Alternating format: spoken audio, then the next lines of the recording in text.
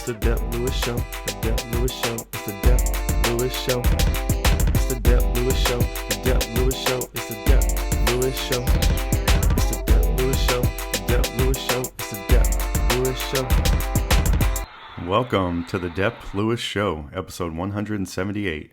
This is your host, Dep Lewis, and today is Sunday, May 3rd, 2026. A great day for a podcast about video games and more. So I hope you're doing great out there in the world, wherever and whenever you're listening to this. Thank you for being here. The first order of business is to ask you to follow Dep Lewis Show everywhere. Full episodes of Dep Lewis Show available anywhere you can find a podcast. So find the best place to subscribe and listen weekly. Places like Apple Podcasts, Spotify, Google, YouTube, Amazon Music, and more. YouTube is also a great place to watch replays of games live or check out the videos later. And if you would like to support the show even further than just listening, patreon.com/Dep Lewis Show is available if you'd like to subscribe monthly.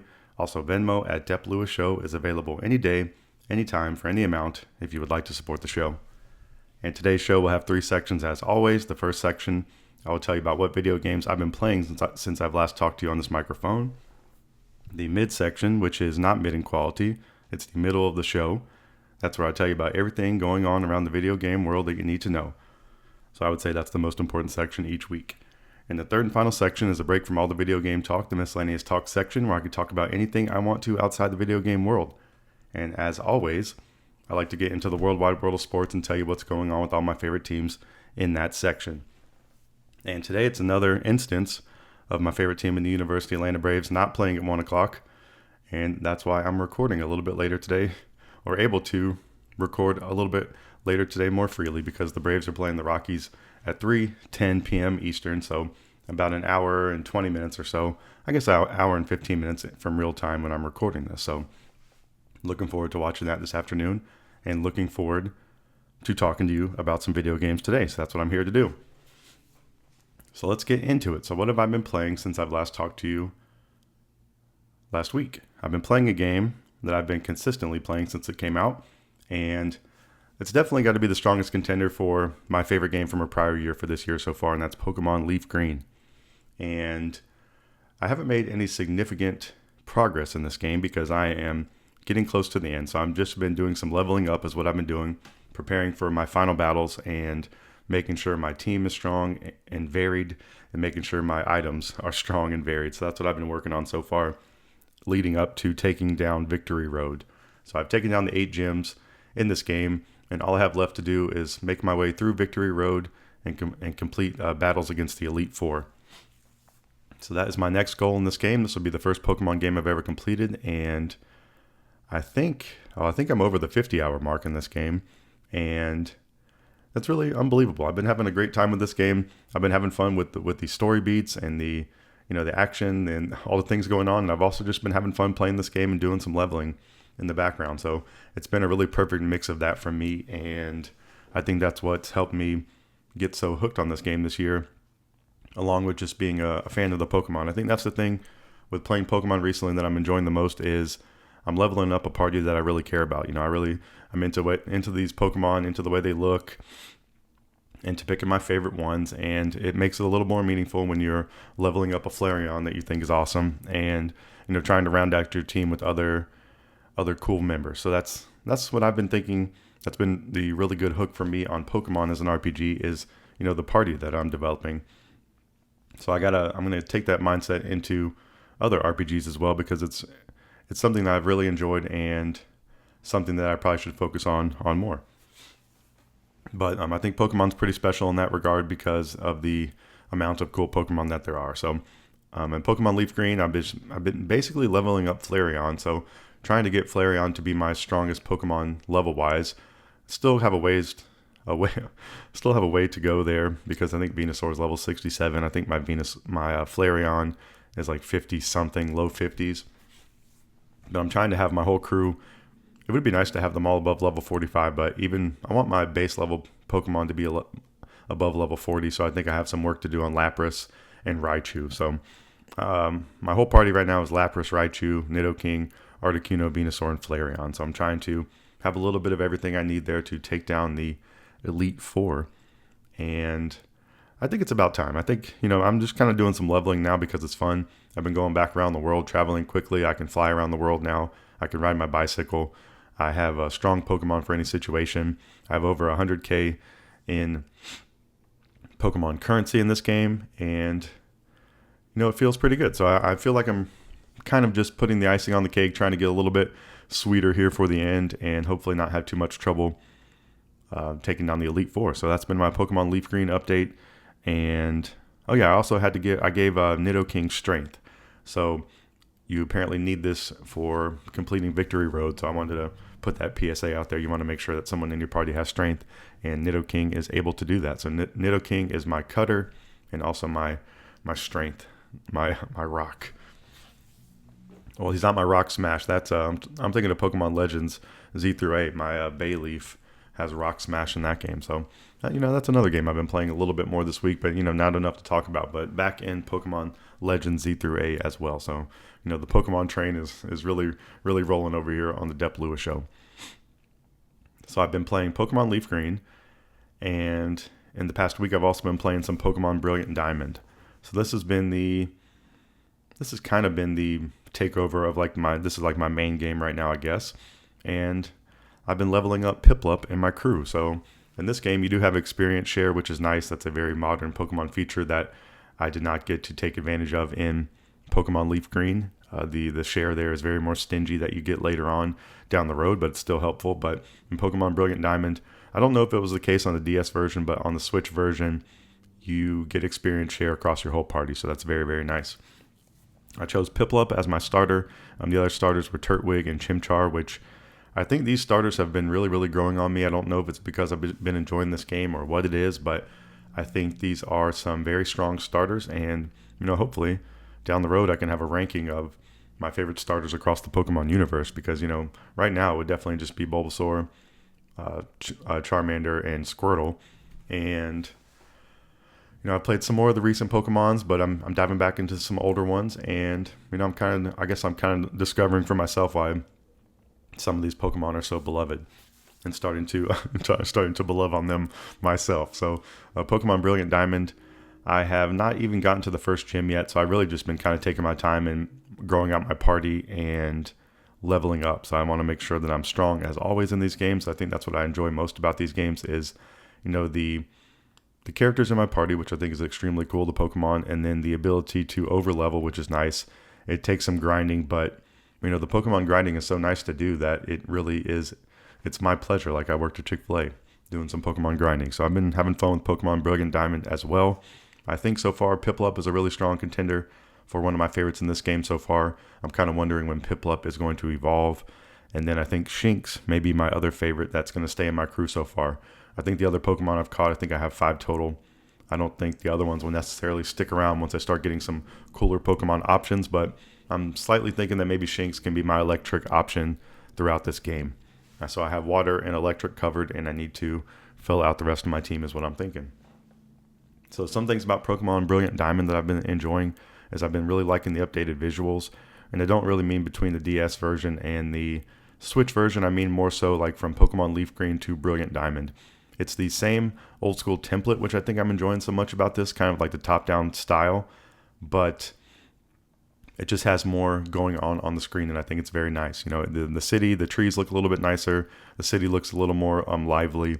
When you're battling on the battle screen, there's some more stuff in the background that takes place, a few more little animations going on that really just enhance the experience, which I've already loved in Pokemon Leaf Green. So that's been the really cool thing.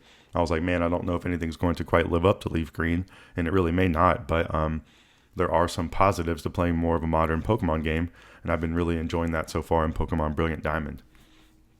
And it's been feeling very similar to Leaf Green, so I feel like I'm taking some of the lessons I learned there and applying them to this game, and just feeling a little more confident overall as a Pokemaster over here playing Pokemon Brilliant Diamond. And what else do I want to say about that? Experience share is very nice.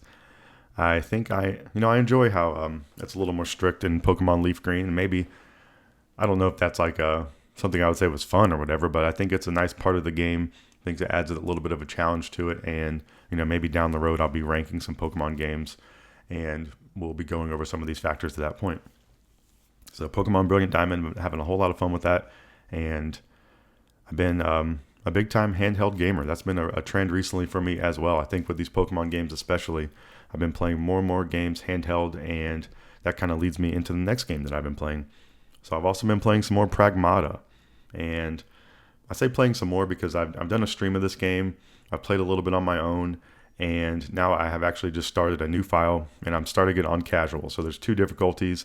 I haven't really had any trouble with the difficulty yet on normal, but I've been wanting to play this game. I was kind of saying I was going to commit to playing this game on stream only, but I think that's a pretty big commitment for me over here with I haven't really completed many games lately. I was like, hey, it's not writer's block, but I've been having like completing a game block going on over here. So I need to unleash all the possibilities and things that I can do to try to complete a game. And I started playing Pragmata handheld, since that's what I've been wanting to do.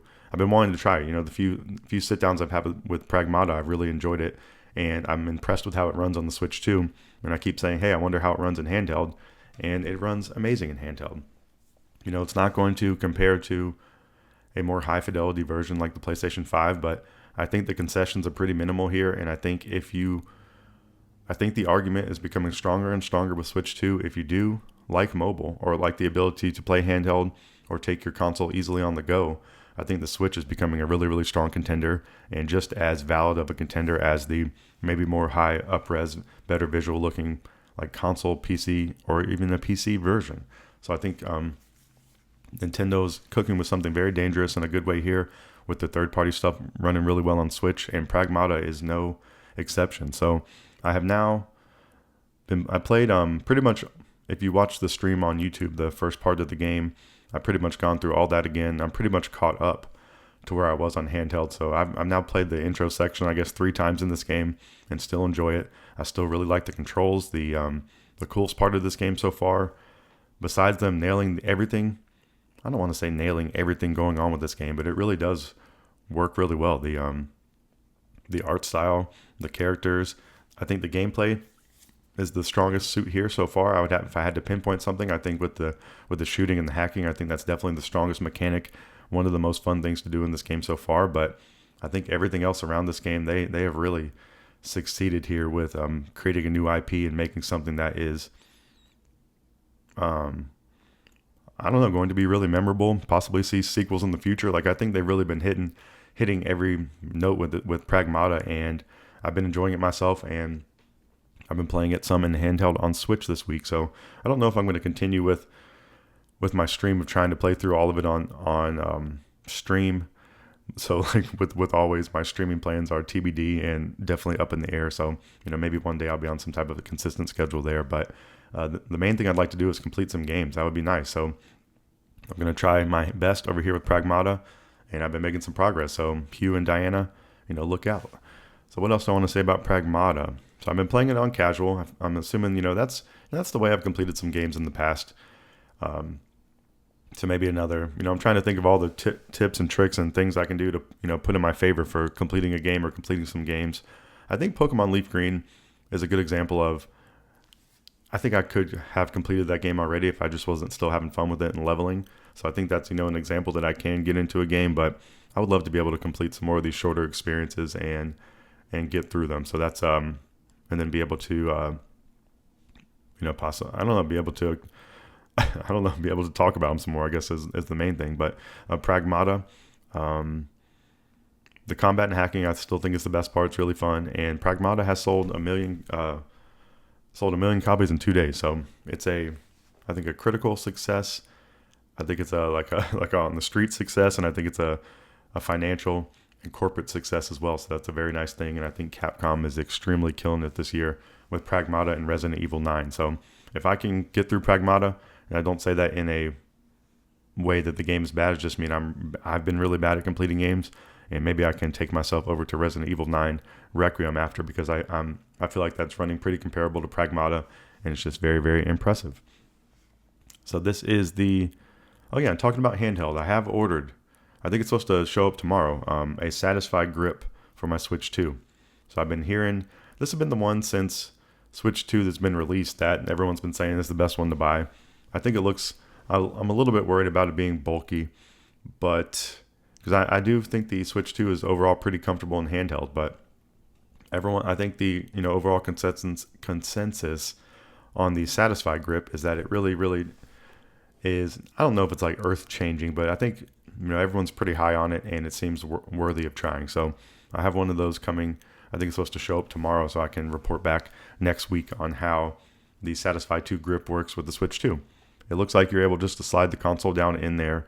You're able to still dock it with the Satisfy grip on there, which is very nice. And I think there's just some worry maybe about it scratching my console or possibly scratching the screen. I think those are some like the two worst case scenarios I've seen online, but I'm just going to have to, I guess I'm just going to have to check it out for myself and see if it's even worth it. So, I'll keep you updated on that, but I've been handheld gaming over here a whole bunch. All right, so those have been the three main games I've been playing this week: Pokemon LeafGreen, Pokemon Brilliant Diamond, and Pragmata. This is the year of the front log on the Dep Lewis Show, so I'm not, creating backlog list or trying to deep dive into the back of a franchise unnecessarily if I don't want to. And I'm looking towards the future. So my front log has had more games on it, but I got down to brass tacks last week and was like, hey, what are the immediate day one purchases that I'm most excited for this year? And I think I've whittled it down to 3. So the other games I can most likely see myself purchasing that I've been talking about in the last few weeks. But these are the 3. And I think really maybe even only 2 of them. I think the third one has a little bit of an asterisk here, but I'm extremely excited for all these games this year. And the first one is Forza Horizon 6, which comes out on May 19th if you're playing on Xbox or PC. Or I don't know about PC, but I'm not sure. I would maybe guess yes, but it's coming to PlayStation 5 later in the year, 2026 confirmed, and that's what I'm going to be having to wait for. So that's my most anticipated game right now. I've loved the last 2 Forza Horizon games so much, and even the mainline games, I love those too, especially some of the recent ones. So I'm looking forward to Forza Horizon 6 this year on my front log, and I'm looking forward to Marvel's Wolverine on September 15th. Insomniac's crack at Wolverine. So I was looking too recently. I think Insomniac has to be one of my favorite developers. Some of my favorite games across the PlayStation 4 and PlayStation 5 have been the 3 Marvel Spider-Man games. It's been the Ratchet and Clank Rift Apart, and I would pretty much be on board for anything Insomniac wants to release, and I think Wolverine is an extremely cool character, and I'm excited for Marvel's Wolverine on September 15th. And then the third game on my front log, this is the one that I said has an asterisk. I think, this will be a day one purchase for me. I've been saying I think this game is going to get delayed. I think there's some talk in the midsection. I'm going to clue you in on that. Maybe it is coming in 2026, so who knows? But that's Grand Theft Auto 6. That one's definitely on my front log. That one's definitely a game I'm going to play on day one. I've had so much fun with Grand Theft Auto 4 and 5. And then I played some of 3 in Vice City, but I wasn't as much of a I got a PlayStation 2 later on and played some of those later on. But I think Grand Theft Auto 4 was the first one that I really played a whole bunch of myself. And Grand Theft Auto 5 is a really, really amazing game that I had a lot of fun with. So I'm excited for Grand Theft Auto 6, but that one is like, everyone in the world is excited for that game. So that one feels a little bit less personal to me to put on a front log, because that one's going to be, everyone in the world's going to be playing that game, and hopefully it's going to live up to the hype. And we're going to talk a little bit about that in the middle section of this show. So that's going to wrap up the intro to this show. That's everything I've been playing: Pokemon LeafGreen, Pokemon Brilliant Diamond, Pragmata, and we talked about the year of the front log. So we're going to take a quick break. You're going to hear some lovely break music from friend of the show and friend in real life, Volnus. Volnus also got into a magazine for some of his photography recently. So congratulations to him. And keep your eyes out for some Volnus photography out there, and doing wonderful, amazing things, and extremely cool. So shout out to him, and shout out to the end of this first section. And please come back for the midsection, where I tell you about everything going on around the video game world that you need to know.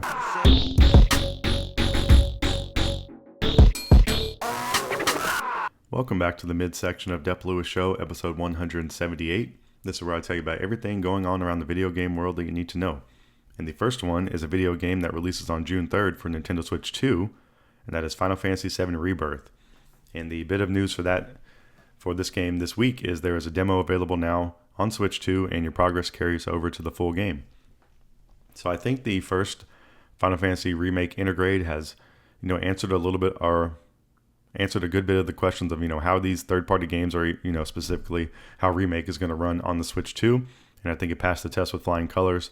I do think Rebirth is more of an intensive game. It has a more open world, more like giant open world to the game. So, and it did struggle a little more to run on PlayStation 5, even like a base PlayStation 5.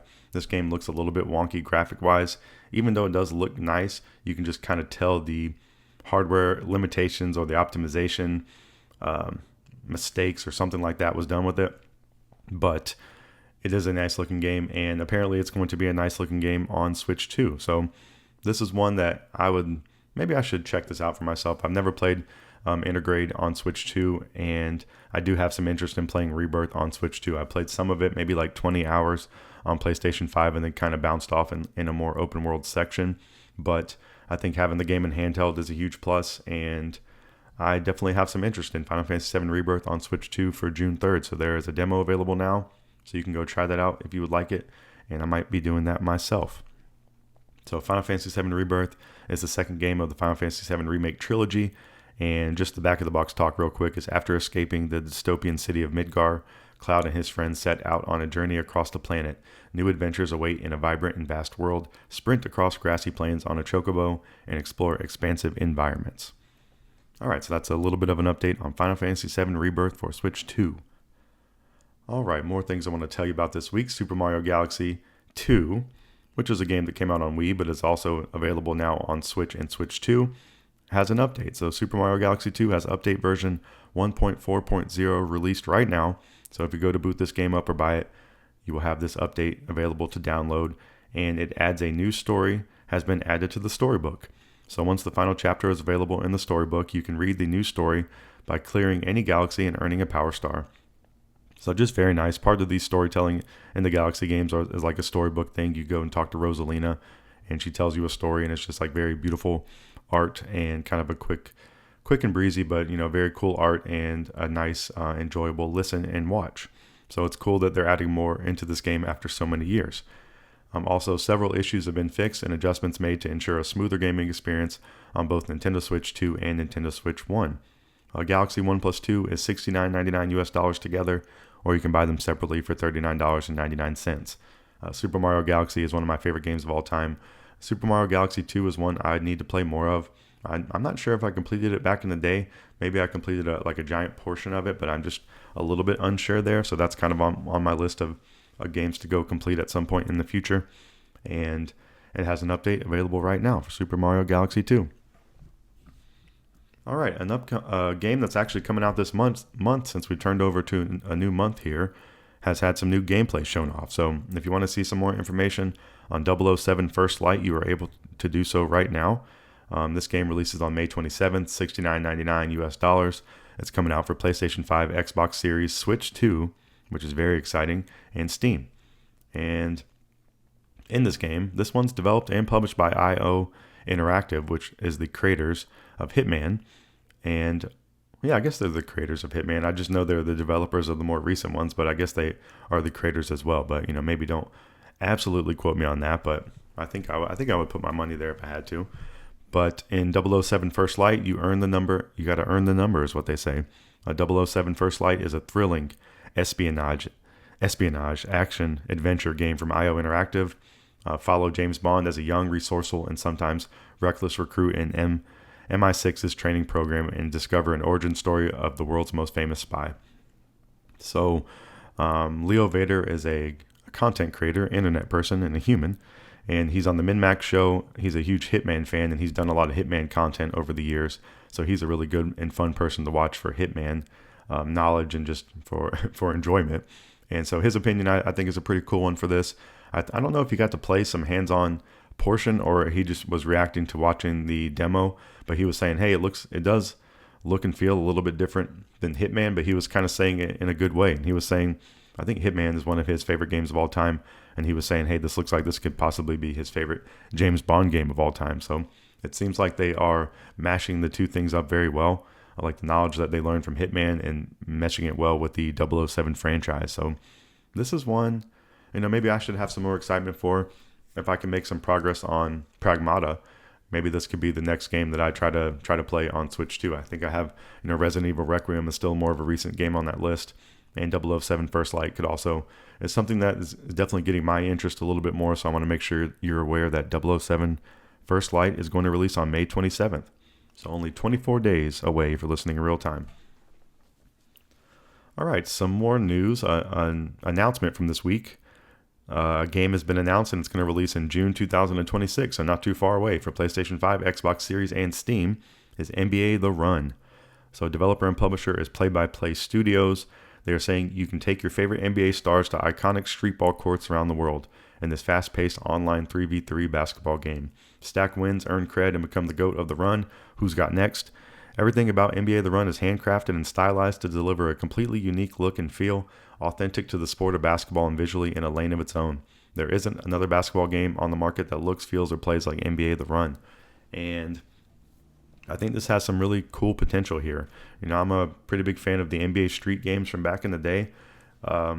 Very, very memorable playing those on the original Xbox. And then also, you know, maybe I played them a little bit on GameCube as well. But NBA Street, NFL Street, iconic games to me, and I think to a lot of people as well. And I really don't see why they would not be popular in today's market. I think, you know, some of the business dealings of getting the, you know, real characters is important, or the real players is important, and they've done that here. I don't think all the players from the NBA are in there, but, you know, if you go to the Hornets, they're probably going to have like 6 of the players or something. You can choose from 7 of them that you can put on a 3-man squad, and just really, really fun. These games, I think it's a little bit of a mystery why this hasn't been tried sooner, and I think NFL could go back to this as well.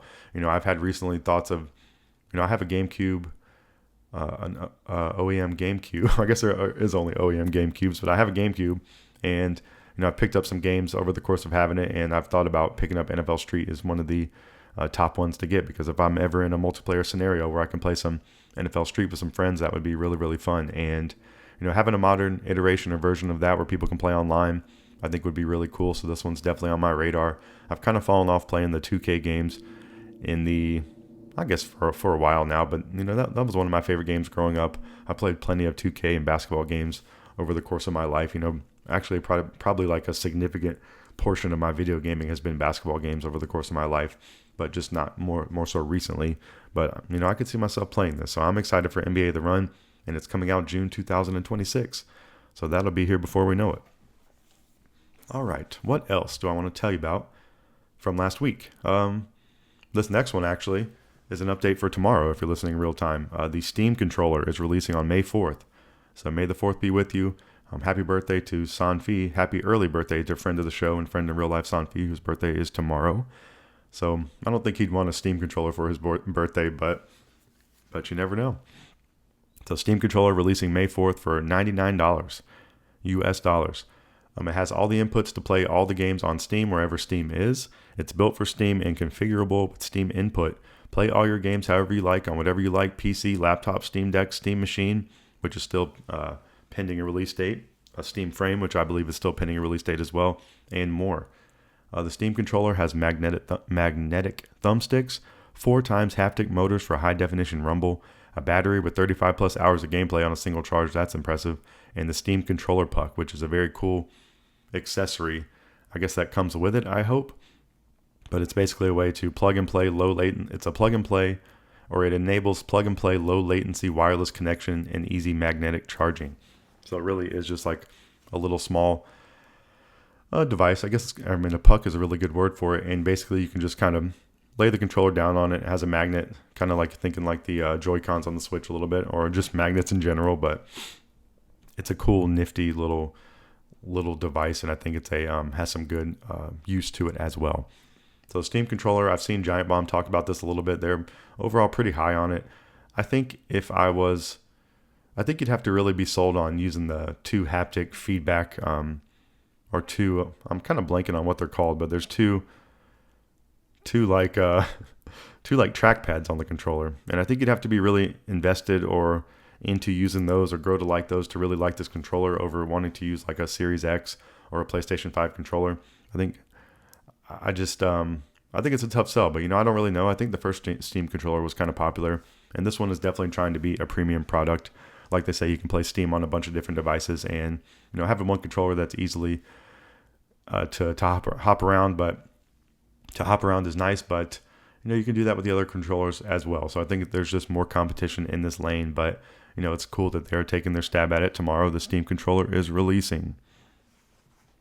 All right, in the past week, there has been some discourse and some back and forth. I don't know if any of this stuff ever was really official, but there was a hoopla and some craziness about the PlayStation digital purchases. So it was kind of reported last week that digital games were going to require internet access every 30 days to allow games to still be playable. So they're trying to go back to the Xbox One playbook of their launch that almost like cratered or disastered that.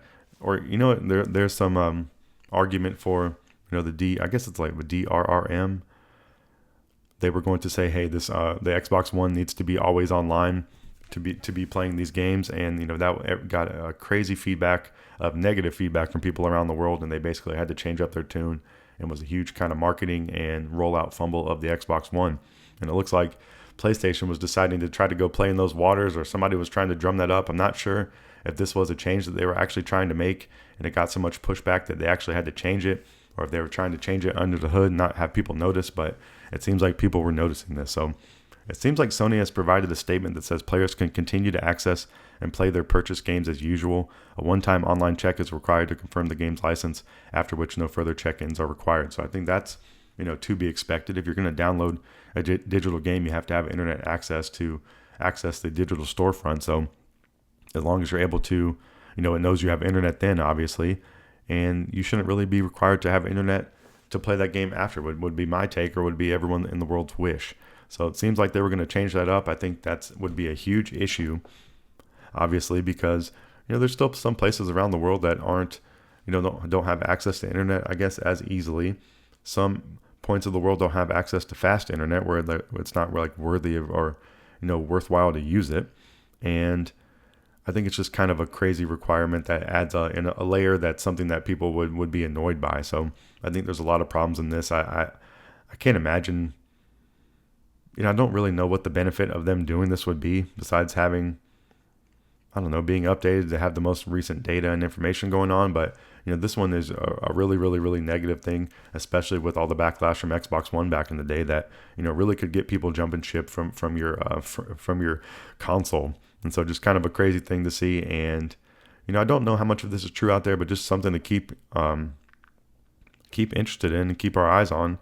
And see what's going on with that over there with the PlayStation digital purchases, because that's a big argument going on into the digital future, is how secure your purchases are going to be and how easily you're going to be able to play them. So I think that's something a lot of people are concerned with, and I don't think these companies want to fumble something like PlayStation was allegedly trying to do last week. All right. So what else? But it seems like everything's okay there. It seems like maybe nothing to worry with your PlayStation digital purchases. All right, a couple more things to tell you about for the midsection of the show this week. This first one I talked about in the first section a bit, and that's Grand Theft Auto 6. So just a little bit of rumor mill stuff, but it does seem like Take-Two CEO on GTA 6 release date has said a lot of people will be calling in sick on November 19th. So that is the release date for GTA 6. Having the CEO coming out and making a comment like that is just not happenstance. So I think that's a pretty good indicator that the game is actually going to release in November. This game has been delayed a few times. I've been kind of expecting it to get delayed again myself, but it seems like that might not be the case. So there is some rumor mill stuff going on that possibly a marketing campaign will begin soon. Rockstar is planning a short, high-impact marketing cycle close to launch as well.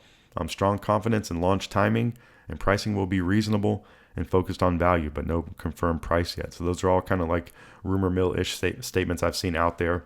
And it seems like maybe we'll be getting some marketing soon for GTA 6. And it seems like we probably kind of need to if the game is actually going to try to hit its November release date. But then again, there's also the argument of how much marketing does GTA 6 really need?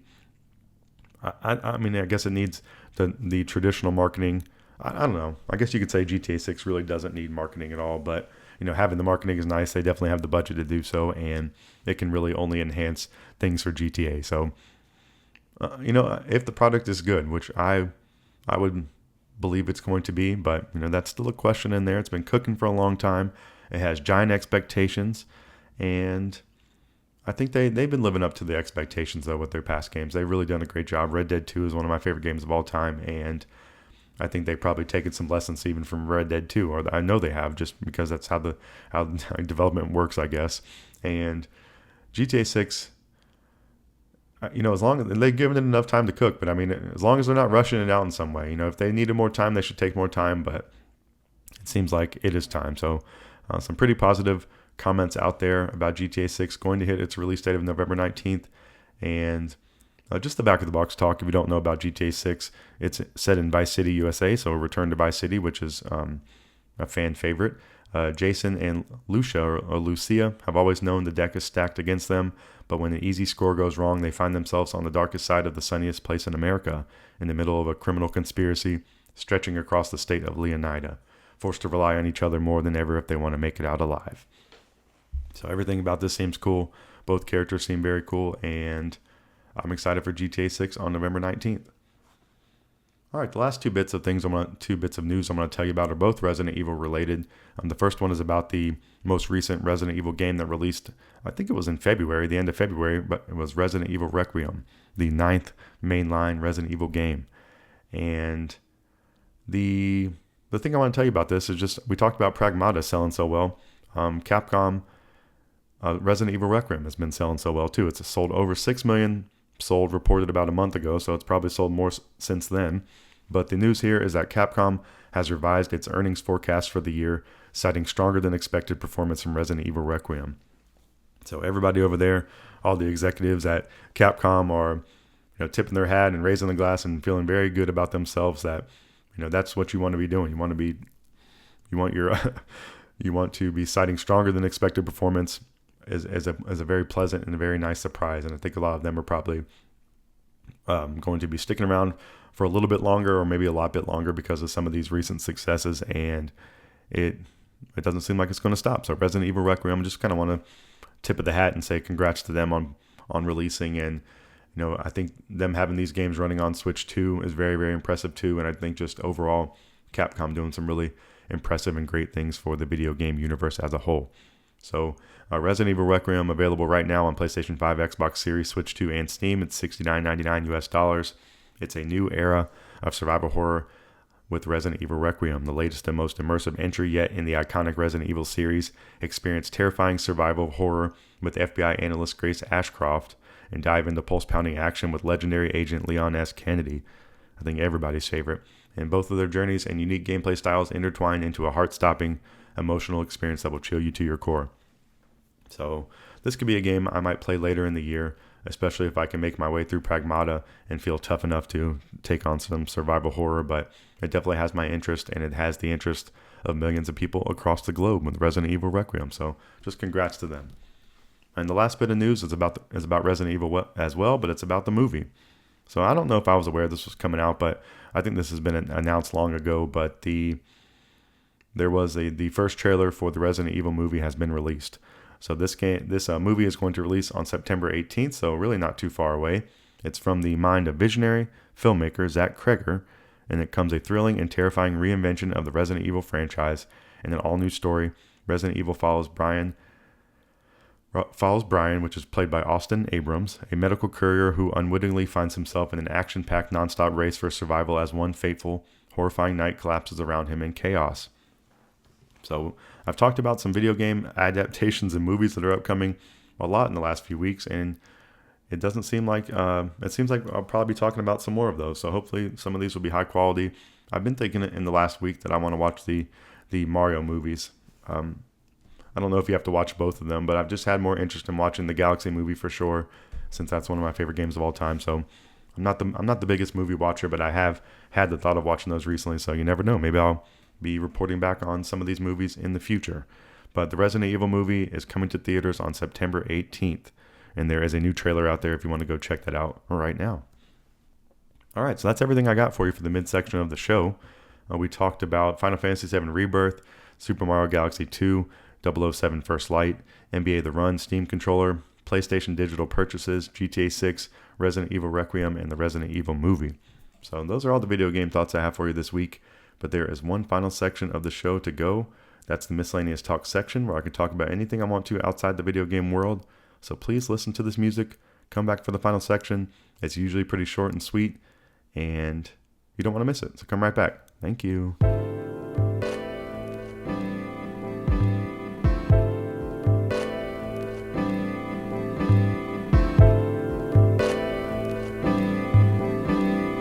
Welcome back to the final section of Dep Lewis Show, episode 178. This is the Miscellaneous Talk section where I can talk about anything I want to outside of the video game world. So as always, I want to get into the worldwide world of sports and tell you what's going on with all my favorite teams. And starting off with the Carolina Panthers on the NFL side of things. Nothing to report there. It's the offseason for the Panthers. The NFL draft took place recently. And the only, I guess we're looking forward to training camp, even though you're not going to be able to go watch training camp or any of the practices this year, I don't believe, because they're building a new practice facility. But the first preseason game, which is the Hall of Fame game, is taking place Thursday, August 6th. The Panthers at the Cardinals at the Tom Benson Hall of Fame Stadium in Canton, Ohio. So I think I'm going to leave that on here as the next reminder of what's really exciting for the NFL. So it's months away, but go Panthers either way. All right, another team. Well, this team I'm a halfway fan of, since I'm a North Carolina resident in the last few years, the Charlotte Hornets. It's the offseason for them. Nothing going on with the Hornets. The only thing to look forward to with them is the NBA draft coming up on June 23rd. So next month we got the NBA draft going on, and just offseason for the Hornets. And my favorite NBA team was still playing some games last week, but spoiler alert, they're in the offseason as well, and that's the Atlanta Hawks. And a very disappointing ending to a very disappointing season. One of the worst seasons as a Hawks fan, I would say, in a really, really long time, or maybe one of the worst. I don't know. Some of those years where they were going back and forth about trading John Collins were kind of rough, and kind of frustrating with what they were doing with the roster. But I think some of this is worse, and I think there's a lot to be decided about the Atlanta Hawks. But since last week, let's see. So prior to last week, they had played Game 1. Hawks lost against the Knicks. Game 2 and Game 3, the Hawks won. Game 4, the Hawks lost. So that was everything that took place before last week's show. And then since last week, Tuesday, they played Game 5 at the Knicks. The Hawks lost 97-126 in a blowout. And then Thursday, Game 6 versus the Knicks in Atlanta, which is just even more sad. The Hawks lost 89-140. They were down 50 points at some point in the second quarter, I think it was. Just really, really embarrassing and very, very sad ending to a sad season for the Hawks. So there was no need for a Game 7 yesterday. Season's over. Knicks win the series 4-2 and move on. So Hawks are in the offseason as well. I think the Hawks have a couple good pieces, but I think the onus on the Hawks is on the coaching. I think Quinn Snyder needs a lot of questions on him. And I think even more so, really, maybe more than Quinn, is just the GM and the people in the front office deciding about the roster construction and the trades and the moves they're making.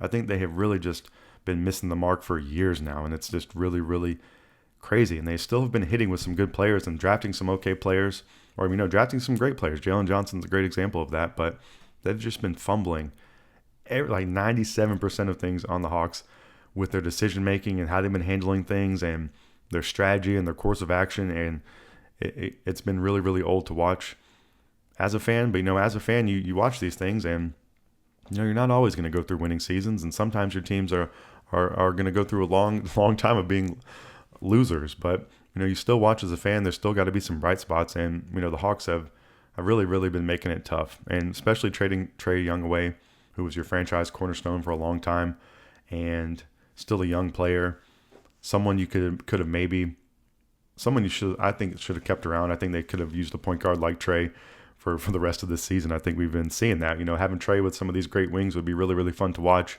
And I think the Hawks lack patience. I think they lack, I don't know. I think they do lack patience, and I think they just have made some bad decisions with their roster. I think they have some problems with the roster going forward. They traded for Kuminga this year. I think they have an option on Kuminga to pay him $23 million next year. I don't know why you would really commit to anything at this point with the Hawks besides Jalen Johnson. You have Zachary Ricochet, which has been talked about being traded, for a couple, I guess for like one deadline so far, but, he's still a very, very young player. We have Dyson Daniels, who's been very good. We have had Okongwu, who's he's been stepping up as a player. So, I think there is some good things going on. Nickeil Alexander-Walker's been playing good, but, he's kind of come in as the Trae Young replacement. So I just think some of that's been like a tall order, and I don't know. I don't think the Hawks are in any position. They did the Porzingis thing last year, which was really, really boneheaded, especially with hindsight. So I think the Hawks need to, I don't know. I think they're in a really bad spot. I think they have Jalen Johnson. I think there could be an argument for blowing the entire thing up. But I still think some of these guys are young enough where you could build around them. But I think you should probably have no commitments to anybody on that squad really besides Jalen Johnson, Ricochet, maybe anybody else you can get on an okay deal and see what you can do. I don't know. Maybe you change the coaching, but I think the roster construction, I think the decisions being made with the roster have been some of the worst things here. And I think that's going to be tough to solve because those people are still employed, and it's like a really, really big hole to dig out with the Hawks. So I don't know. I think Jeff Teague was wanting them to get. I don't know the name of the player in college basketball, but there's, I guess, the projected number 1 overall he thinks would be a really, really great fit for the Hawks. I guess he could probably be a great fit for many teams, but I don't know. I don't know. I think the Hawks are just in a really, really bad spot. So then that's my take on that. But I'll be looking forward to next season, getting the taste of this season out of my mouth. It's going to be tough watching Trae Young actually play for the Wizards, and especially with the way the Hawks are going. I think they got to. I don't think they got like overly excited about Jalen Johnson, but he was on a real big tear early in the season, and I think they said, hey, we can pass on Trae. We got everything figured out, and they clearly do not. I really don't think that's an indictment on Jalen Johnson. Maybe he's not going to be one of the top 10 players in the league, but he was up there knocking on the door of being one of the better guys in the league, and it definitely still has that potential. And you need a lot of things to go right, and I just don't think they've had any of those go right. So shout out to the Hawks though. Looking forward to next season, or I don't know if I'm looking forward to it, but that's all we can do. So Hawks, it's the off season for them too. So they're just looking forward to the NBA draft on June 23rd as well. All right, so that's the NBA wrap-up. And then the final wrap-up of one of my favorite teams. My favorite team, the Atlanta Braves, have been doing a lot of winning, so that's been very, very nice to see. They've had the best record in baseball, their best start since 1997. Been doing some really, really great things, so I have a lot of good things to report on the Braves since last week. So I was recording during a game last Sunday, and the Braves ended up winning that game 6-2. I think the Braves got up to a 6-0 start early in that game, and they just held on to the runs and gave up a couple and won the game. So very nice. The Braves, and that was against Philly. Monday, the Braves had an off day. Tuesday, the Braves started a series with Detroit in Atlanta. The Braves won 5-2 on Tuesday. The Braves won 4-3 on Wednesday, and that was a Matt Olson 2-run bomb to win the game. So very, very exciting and fun to see. Thursday versus Detroit, the Braves lost 2-5, and then Friday at the Rockies. So the Rockies have been the series for the weekend. Friday at the Rockies, the Braves won 8-6. Monday Mike Harris had a 2-run go-ahead bomb in the ninth to basically win the game. Saturday at the Rockies last night, the Braves won 9-1, which was very nice. But the worst part about last night's game was Ronald Acuna Jr., my favorite player in the Galaxy, left the game with looks like a hamstring injury. So a hamstring tightness, hamstring injury. He made contact with the ball, took off the first base, and within like 6 steps, he slows down and is grabbing his hamstring. So a non-contact injury, always very scary. Acuna's had a bad injury history. Whenever he's playing and healthy, he's a phenomenal, outstanding player. But he has had some injuries going on, and it's just really tough to see because he just seems like a player who enjoys playing baseball so much. I know a lot of these guys probably do, but he just has a really fun style.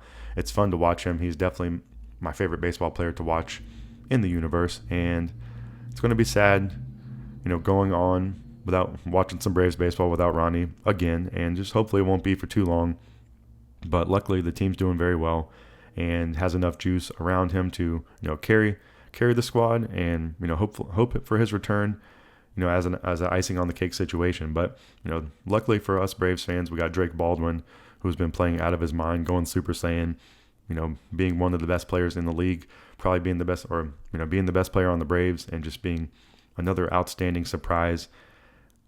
Just because he, Rookie of the Year, coming back for a second season, living up to the hype even more. So somebody that's really fun to watch as well. So that's just very nice. But, I love watching Ronald Acuna more than anything. And, T's and P's to Ronnie. Hope you can get back on the baseball field healthy sooner than later. So the Braves are playing today against the Rockies to finish off that series. They're playing in about 20 minutes at 3:10 p.m. So going to watch that game after this podcast. And then in the upcoming week, the Braves are having a whole West Coast week next week. So probably some late games in there. They're starting off the week with Seattle for 3 games at Seattle. They're off on Thursday, and then at 3 versus the Dodgers, which are always extremely fun to watch. I love the battles with the Dodgers. I dislike the Dodgers because of how good they are. And I look forward to that because that's a really good litmus test for where this Braves team is. And I think with the way they're playing right now, they don't have to be scared of the Dodgers, but I think the Dodgers are always a little bit scary, being realistic. So go Braves and get better Ronald Acuna Jr. very, very soon.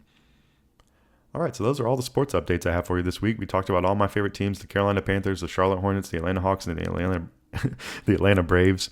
And go Braves today. That's the main thing I want to say there sports-wise. So that's going to wrap up this final section, and that's going to wrap up the entire show. So I'd like to reiterate some promotional talk from the beginning. Please follow Dep Lewis Show everywhere. Full episodes of Dep Lewis Show available anywhere you can find a podcast. So find the best place to subscribe and listen weekly.